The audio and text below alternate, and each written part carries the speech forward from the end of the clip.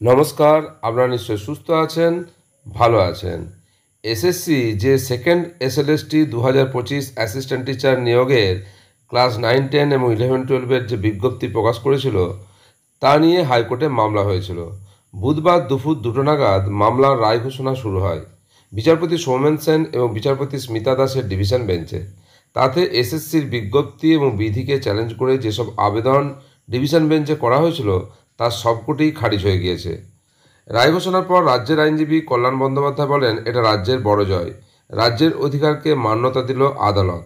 Supreme court কোথাও বলে দেয়নি 2016 সালের নিয়োগ প্রক্রিয়া মেনে নিয়োগ প্রক্রিয়া শুরু করতে হবে। অযৌক্তিক আবেদন আদালত মেনে নেননি। গত 9 বছরের মধ্যে কতজন এসেছেন তাদের কথাও বিবেচনা করতে হবে। ডিভিশন বেঞ্চে সোমবার ওই বিজ্ঞপ্তি সংক্রান্ত মামলার শুনানি শেষ হয়। রাজ্যের হয়ে সওয়াল করেন অ্যাডভোকেট জেনারেল এজি কিশোর দত্ত। এসএসসির তরফে ছিলেন আইনজীবী কল্যাণ বন্দ্যোপাধ্যায়। বঞ্চিত চাকরি প্রার্থীদের আইনজীবী হিসেবে ছিলেন অনিন্দ মিত্র এবং বিকাশ রঞ্জন ভট্টাচার্য। সওয়াল করতে গিয়ে এজি দত্ত যুক্তি দেন, 2016 সালের পর 2019 সালে নিয়োগ বিধি তৈরি করা হয়েছিল। এখনকার নিয়োগ বিধিটি 2025 সালের। এজি বলেন, 26,000 চাকরি বাতিলের রায় 2019 সালের নিয়োগ বিধির পরে এসেছিল। তখন সেই বিধিকে কেউ চ্যালেঞ্জ করেনি, ফলে কেউ এসএসসির নিয়োগ বিধিকে চ্যালেঞ্জ করতে পারে না। এসএসসির নির্ধারিত মূল্যায়ন বিধি প্রসঙ্গে তিনি আরও বলেন, কোনো নিয়োগ প্রক্রিয়ার প্রার্থীদের যোগ্যতা মান কী হবে তা নিয়োগকারী নির্ধারণ করে। ফলে কী কী যোগ্যতা থাকা প্রার্থীদের আবেদন গ্রহণ করা হবে সেই সিদ্ধান্ত নিতে পারে এসএসসি।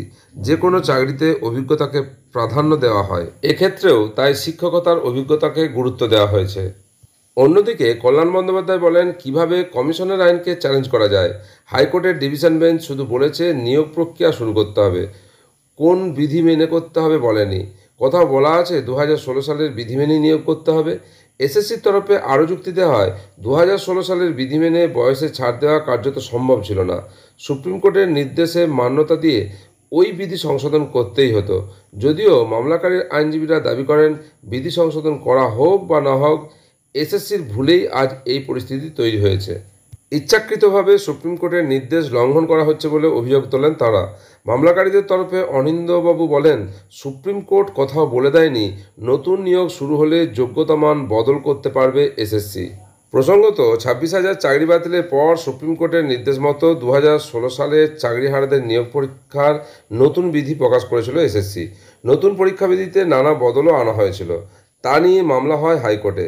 মামলাকারীদের দাবি ছিল 2016 সালের নিয়োগ প্রক্রিয়ার বিধি 2016 সালের মতোই করতে হবে।